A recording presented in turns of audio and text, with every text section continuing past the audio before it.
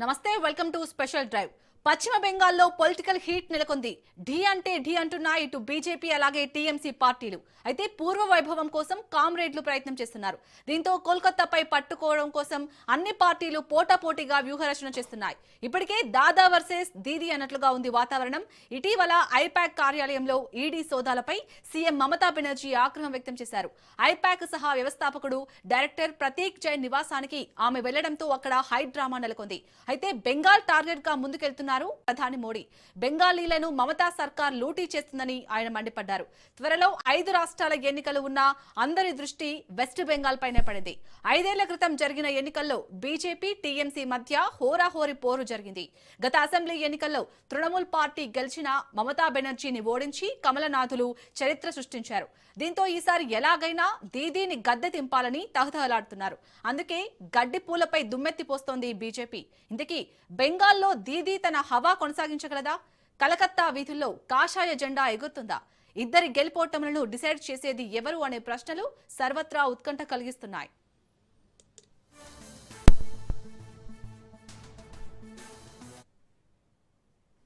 ఇక ఇదే అంశంపై పూర్తిగా డీటెయిల్ గా డిస్కస్ చేస్తారు మా input editor Srikanth. Srikanth, over to you. Shalini, good afternoon. So ఇప్పుడు కాదు, భారతీయ జనతా పార్టీ ఆల్మోస్ట్ 2014లో కేంద్రంలో అధికారంలోకి వచ్చినప్పటి నుంచి కూడా ఎట్టి పరిస్థితుల్లో పశ్చిమ బెంగాల్లో గెలవాలన్నటువంటి ఉద్దేశంతో వస్తుంది. గత ఎన్నికల్లో కూడా ఏకంగా మమతా బెనర్జీనే ఒక స్థానంలో ఓడగొట్టినట్టు పనిచేసింది, ఓడగొట్టేసింది కూడా సువేంద్ర అధికారి పైన. సో ఇట్లా నేపథ్యంలో ఈసారి ఖచ్చితంగా పశ్చిమ బెంగాల్లో గెలవాలన్నటువంటి పట్టుదలతో భారతీయ జనతా పార్టీ ఉంది. ఈసారి గంగానది ప్రవాహం బీహార్ నుంచి పశ్చిమ బెంగాల్కు ప్రవహిస్తోందంటూ కూడా మోడీ మాట్లాడుతున్నటువంటి ఆ గంభీరమైనటువంటి మాటలు బీహార్లో ఎంతవరకు ఇందాక మీరు అన్నట్టు కలకత్తా వీధుల్లో కాషాయ జెండా ఎగరేయడానికి సాధ్యపడుతుందన్నది మాత్రం చూడాలి.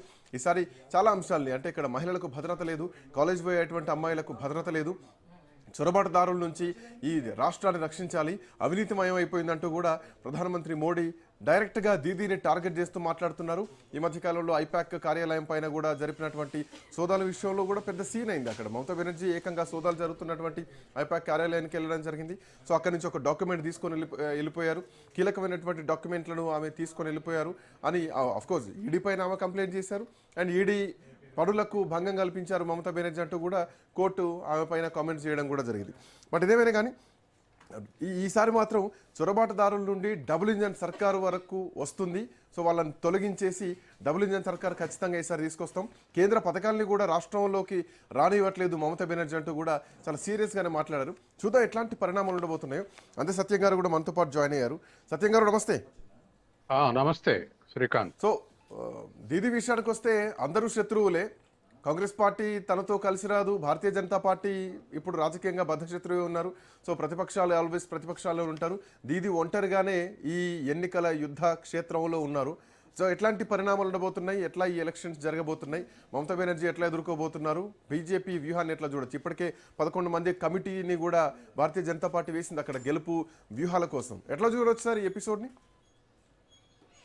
గతంలో కన్నా బీజేపీ ఇంకొంత అడ్వాంటేజ్లో ఉంది. ఎందుకంటే గతంలో వాస్తవానికి ఒక 3 దశాబ్దాల పాటు కాంగ్రెస్ లేదా Trinamool Congress versus left front యుద్ధం నడిచింది. కానీ మమతా బెనర్జీ అగ్రెషన్ ముందు లెఫ్ట్ ఫ్రంట్ ఆ ఘర్షణల అంతర సంక్షోభానికి దారితీస్తుంది బెంగాల్ అని చెప్పేసి లెఫ్ట్ ఫ్రంట్ కొద్దిగా స్లోగా ఉన్నందుకు దరిదాపు మమతా బెనర్జీ గెలవటమే కాదు, ఈ అధికారంలోకి వచ్చినాక మమతా బెనర్జీ పెద్ద ఎత్తున మొదట 5 ఏళ్లలో బాగా అసాల్ట్ చేసింది లెఫ్ట్ ఫ్రంట్ కార్యకర్తల మీద. దాన్ని తట్టుకోలేక చాలా వేల గ్రామాల నుంచి లెఫ్ట్ ఫ్రంట్ కార్యకర్తలు బారిపోయారు. ఇదే అగ్రెషన్ తట్టుకోవటానికి ఇక లెఫ్ట్ ఫ్రంట్ లాభం లేదని చెప్పేసి మొత్తం బీజేపీకి షిఫ్ట్ అయింది ఓటింగ్. లెఫ్ట్ ఫ్రంట్ షిఫ్టింగ్ మొత్తం మమతా ఎంత అగ్రెసివ్గా ఉందో బీజేపీ కూడా అంత కౌంటర్ అగ్రెసివ్ గా బిహేవ్ చేసింది. దాంతో లెఫ్ట్ ఫ్రంట్ ఓటర్లందరూ కూడా మమతా బెనర్జీని ఎన్నుకోవాలంటే బీజేపీ కావాలి, ఇప్పుడున్న పరిస్థితులు లెఫ్ట్ పార్టీలు పనికిరావు అని చెప్పేసి టోటల్ ఓట్లు షిఫ్టింగ్. సెకండ్ ఎలక్షన్ల కల్లా లెఫ్ట్ ఫ్రంట్కి వచ్చిన ఓటింగ్ 2% పోయినసారి. కాబట్టి ఆ స్థితిలో ఇప్పుడు బెంగాల్ సీన్ అంతా బీజేపీ వర్సెస్ మమతా బెనర్జీగా మారింది. అంటే ఇక్కడ పాయింట్ ఏంటంటే ఏ రాష్ట్రంలోనైనా ఆ రాష్ట్ర ప్రభుత్వం లేదంటే ముఖ్యమంత్రి మీదనా లేదంటే ప్రతిపక్షాల మీదనా ఆరోపణలు చేయడం సర్వసహజం అని చెప్పాలి. ఫర్ ఎగ్జాంపుల్ మనం బీహార్లో చూసుకుంటే బీహార్కి పశ్చిమ బెంగాల్కి ఎట్లాంటి పరిణామాలు చూడొచ్చు. బీహార్లో కూడా నితీష్ కుమార్ మీద చాలా వ్యతిరేకత వచ్చింది. నితీష్ కుమార్ వయస్సు అయిపోయిందన్నారు. నితీష్ కుమార్ మీద అవినీతి ఆరోపణలు ఉన్నాయన్నారు. సో చాలా విషయాలు బీహార్లో కూడా మనం చూసాం. చాలా సవాళ్ళను ఎదుర్కొంది భారతీయ జనతా పార్టీ అక్కడ.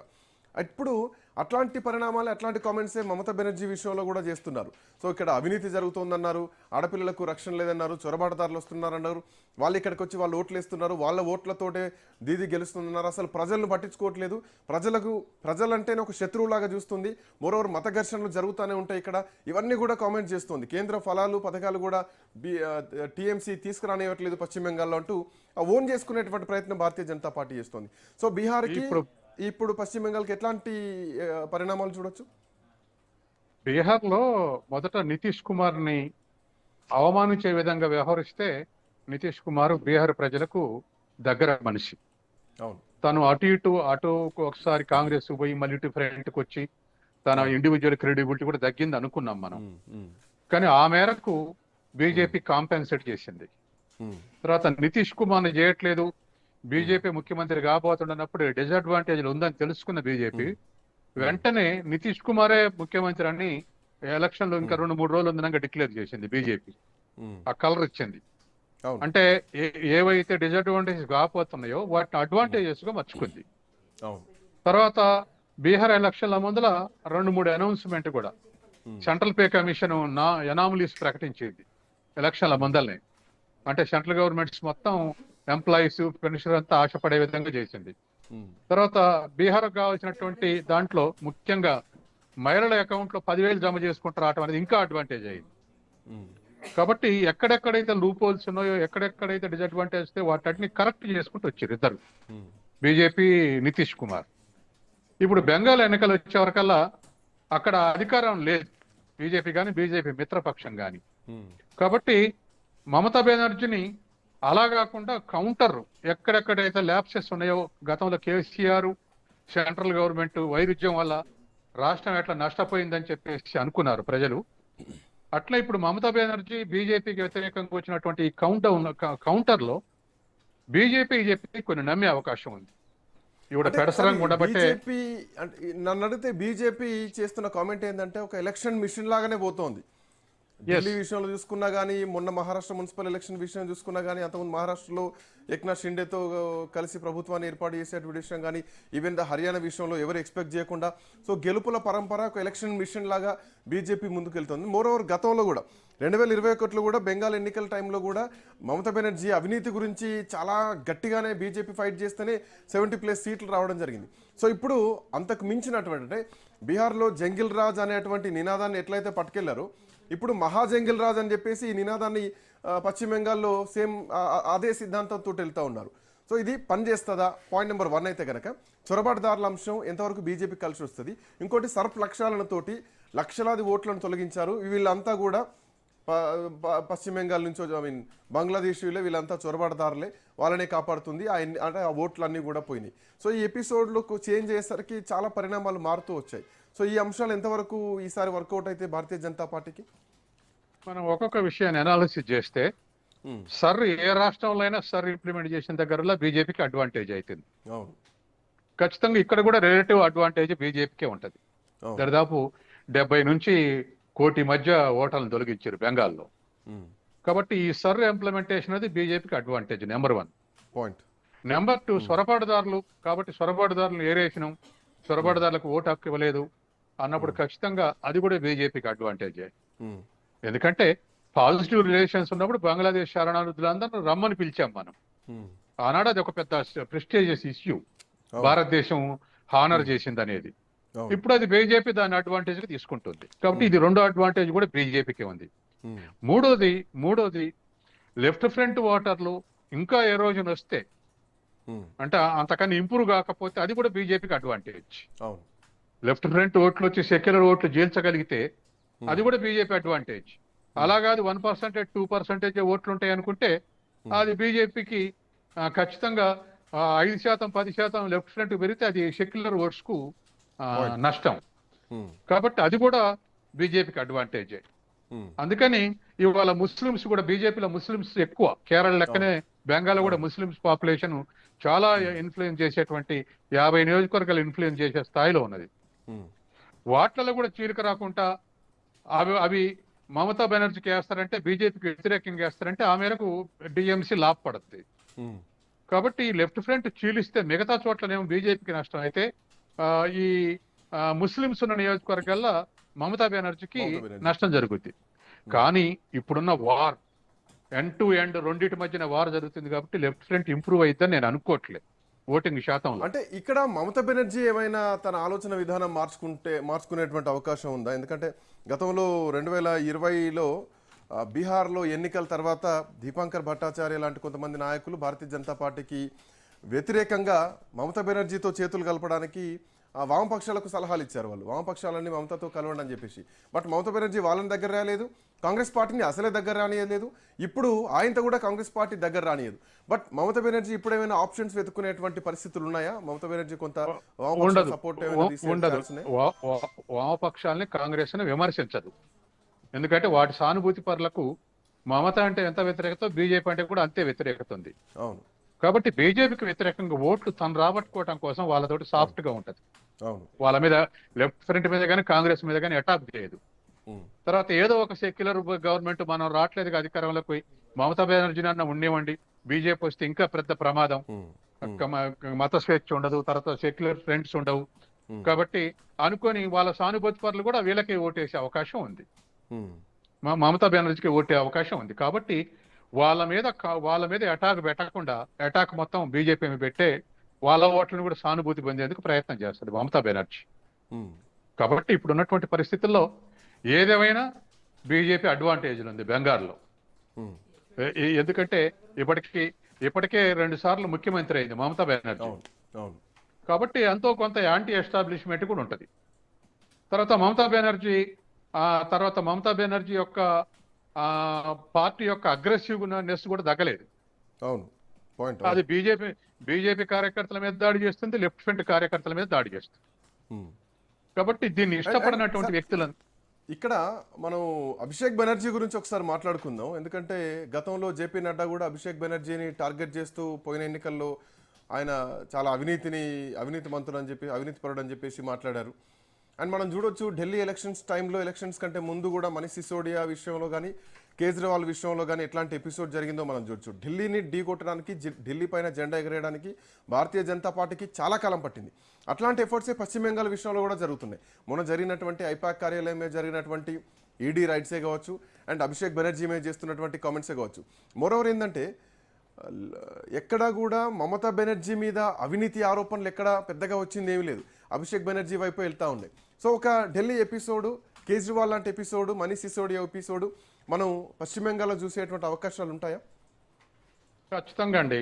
ఇవాళ మమతా బెనర్జీ జోలికి పోతే జనం సానుభూతి లభిస్తుంది. కానీ ఆవిడ తోటి ఉన్నటువంటి ఇతర శక్తుల మీద ఏదో ఒక ఇటువంటి కరప్షన్ ఛార్జెస్, ఈడీనో ఇంకోటో ప్రవేశించి మొన్న ఈ పీకే మన దీని మీద దాడి చేసి, ఆ కార్యాలయం మీద దాడి చేస్తే, ఐపాక్ మీద దాడి చేస్తే ఏం పెద్ద సానుభూతి రాలేదు మమతా బెనర్జీకి. కాబట్టి చుట్టూ కరప్టెడ్ అనుకున్నటువంటి వాళ్ళ మీద దాడి చేసి మమతా బెనర్జీని కార్నర్ చేసే అవకాశం ఉంది.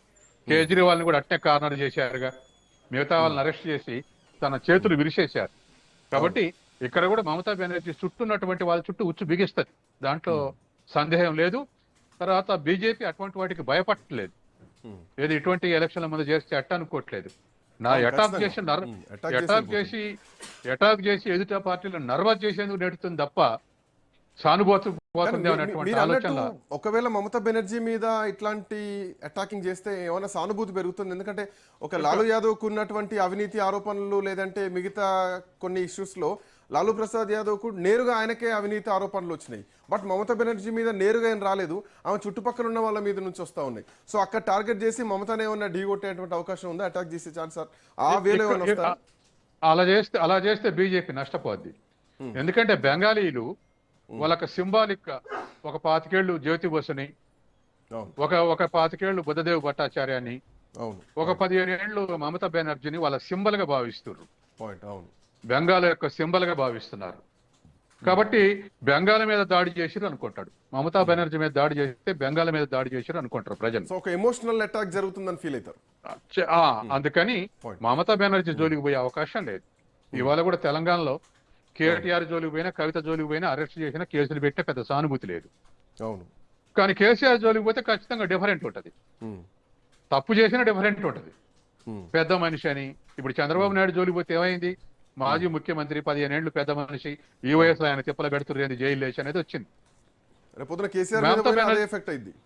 మమతా బెనర్జీ పోయినా అదే. ఆమెకు 70 ఏళ్లు దాటినాయి, మహిళ పైగా ముఖ్యమంత్రిగా చేసింది. ఇటువంటిదంతా బీజేపీ నష్టపోతే బీజేపీ మమతా బెనర్జీ జోలికి పోతుందని నేను అనుకోను. ఉమ్, కానీ చుట్టూన్న వాళ్ళని, మమతా బెనర్జీ మేనల్లుని, తర్వాత ఇప్పుడు ఐపాక్ వాళ్ళని, ఇటువంటి వాళ్ళ జోలికి పోవటంలో తనకు పెద్ద భయపడదు. ఉమ్, ఎందుకంటే చుట్టూన్నటువంటి బలాన్ని బలహీనపరుస్తుంది.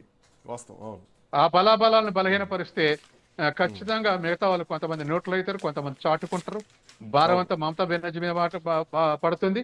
కాబట్టి అది కౌంటర్ గా అటాక్ చేసేటువంటి సామర్థ్యాన్ని కోల్పోతుంది మమతా బెనర్జీ. ఉమ్, ఉమ్, తర్వాత మమతా బెనర్జీ ఏదో పెద్ద హీరోయిన్ ఉమ్, ఝాన్సీ లక్ష్మీ లాంటి హీరోయిన్ అని అనుకునే అవకాశం కూడా లేదు. చుట్టూన్న వాళ్ళు నిర్వీర్యం అవుతుంటే బలహీన పడుతుంది కేజ్రీవాల్ లెక్క.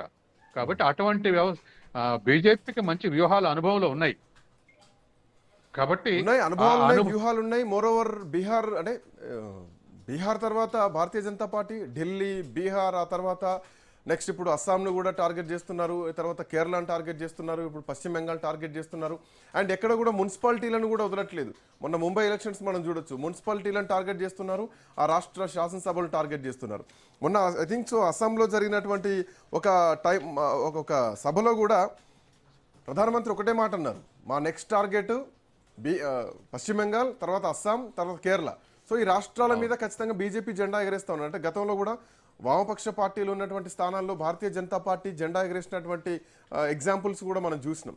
సో అట్లాంటి ధోరణిలోనే భారతీయ జనతా పార్టీ పోతోందా అనడంతో పాటు నితిన్ నబీన్ వచ్చిన తర్వాత ఆయన ప్రమాణ స్వీకారం చేస్తున్నటువంటి టైంలో కూడా ఈ రాష్ట్రాలనే టార్గెట్ చేస్తూ ఈ రాష్ట్రాల్లో విజయం సాధించాలంటే జరగాల్సినటువంటి వ్యూహాలు. మోరోవర్ భారతీయ జనతా పార్టీ 11 మందితో వేసినటువంటి కమిటీ, సో ఒక పగడ్బందీ వ్యూహంతో బీజేపీ పోతుంది స్పష్టంగా కనిపిస్తోంది కదా.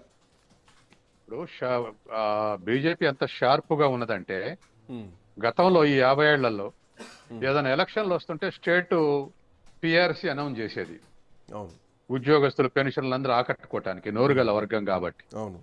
అట్లాగే సెంట్రల్ గవర్నమెంట్ పిఆర్సీ అనౌన్స్ చేసేది, పే రివిజన్. ఇప్పుడు 26 జనవరి నుంచి సెంట్రల్ పే రివిజన్ అమలు జరపాలి.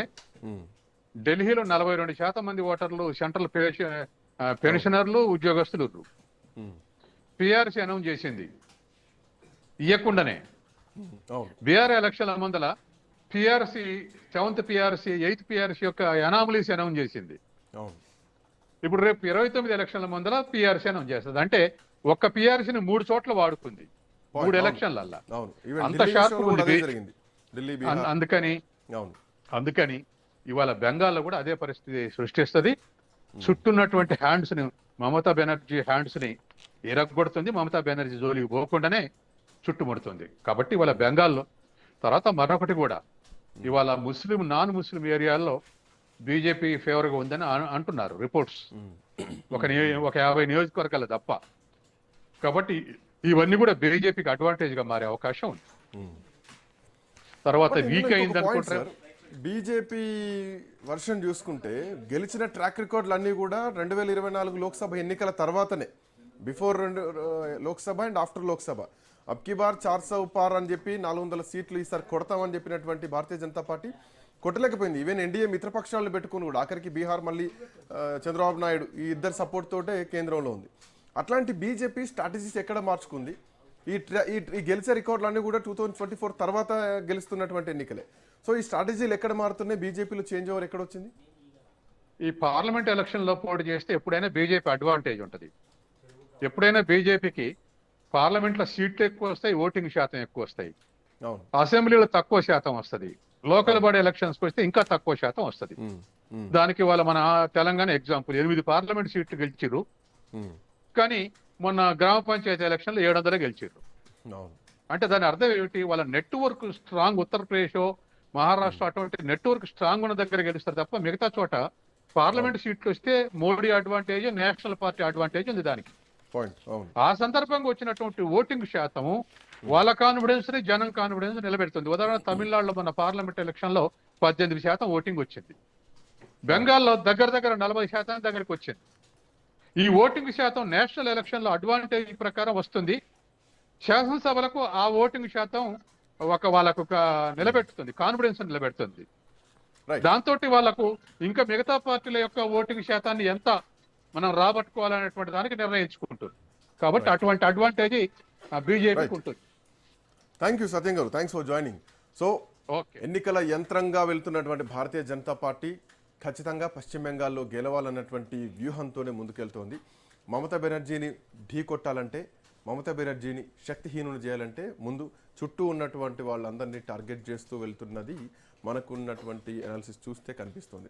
సో పశ్చిమ బెంగాల్లో మమతా బెనర్జీ కూడా అంతే ధీటుగా పోరాడుతోంది, అంతే ధీటుగా కేంద్రంతో కొట్లాడుతుంది. సో మోడీ వర్సెస్ దీదీ లాంటి ఎన్నిక పశ్చిమ బెంగాల్లో మనం చూడబోతున్నాం. చూడాలి. గతంలో 70 స్థానాలకు పైగా గెలిచినటువంటి భారతీయ జనతా పార్టీ ఈసారి ఎంతవరకు పుంజుకునేటువంటి అవకాశం ఉంది. 2014 నుంచి పశ్చిమ బెంగాల్లో ఎట్లాగైనా జెండా ఎగరేయాలని భావిస్తున్నటువంటి భారతీయ జనతా పార్టీ పశ్చిమ బెంగాల్లో మమతా బెనర్జీని కాదని ఢీ కొట్టి గెలవడం సాధ్యమేనా? చూడాలి ఎట్లాంటి పరిణామాలు ఉండబోతున్నాయో. That's all for now. Next updates continue అయితే కీప్ వాచింగ్.